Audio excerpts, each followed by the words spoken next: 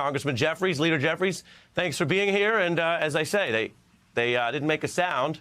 You are the party boss. Your thoughts? Well, good evening. Great to be with you. Happy New Year. House Democrats, we're unified. We're ready to go to get to work on behalf of everyday Americans. We're looking forward to the start of the 118th Congress and building upon the incredible track record of legislative success that we've had over the last few years, continuing to work with President Biden, the administration, Senate Democrats to advance the ball for everyday Americans. Does it say anything? Does it reveal anything that you hit this path the way I just described, and McCarthy, according to his own party, his own Republicans, is facing this turmoil, or you see that as internal stuff, not relevant?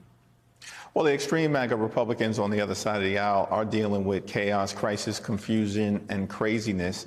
In many ways, it's a product of the Trump years and the fact that they refused to push back against Donald Trump's emergence and all that that represented.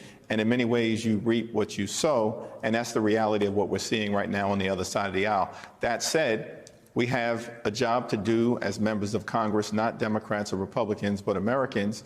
And we are going to make it clear that we want to extend the hand of partnership to our Republican colleagues and try to find common ground whenever and wherever possible. But we will, at all times, push back against extremism on the other side of the aisle whenever necessary. Yeah.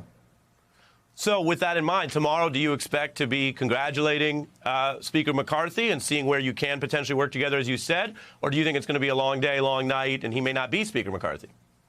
Well, that remains to be seen. We'll see what happens on the other side of the aisle. It doesn't appear at this moment that anyone on the Republican side has the 218 votes necessary to take the Speaker's gavel and to begin the process of us starting to do the business of the American people. That's unfortunate. There's still a lot of work to be done.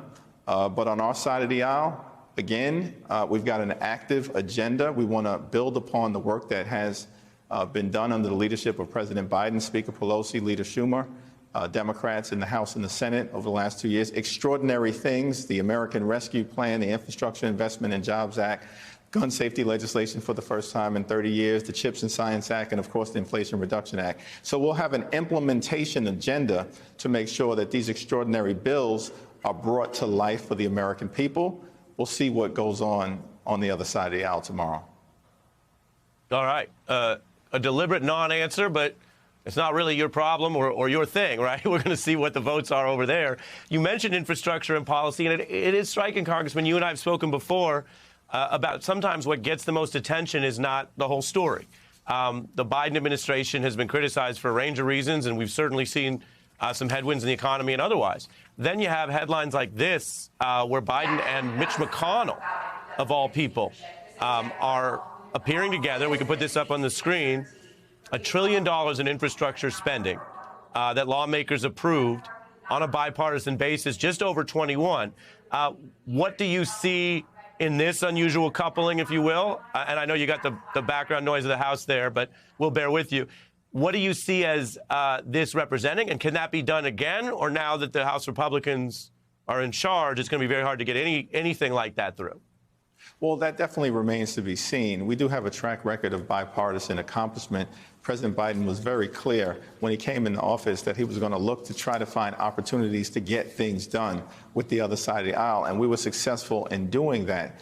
Moving forward, we have a roadmap around things like lowering costs, fighting for better paying jobs, safer communities, also, of course, defending democracy, fighting for freedom, protecting the public interest, and ensuring economic opportunity across every corner of America. If the other side of the aisle is willing to come together around those issues, then there will be opportunity. If they double and triple down on their extremism, we're going to fight them at every turn. Yeah. When you look at who's coming in tomorrow, it's also a new crop of incoming members. So you'll be doing that on your side, and they have theirs on the Republican side. One who you know has gotten a ton of attention is George Santos.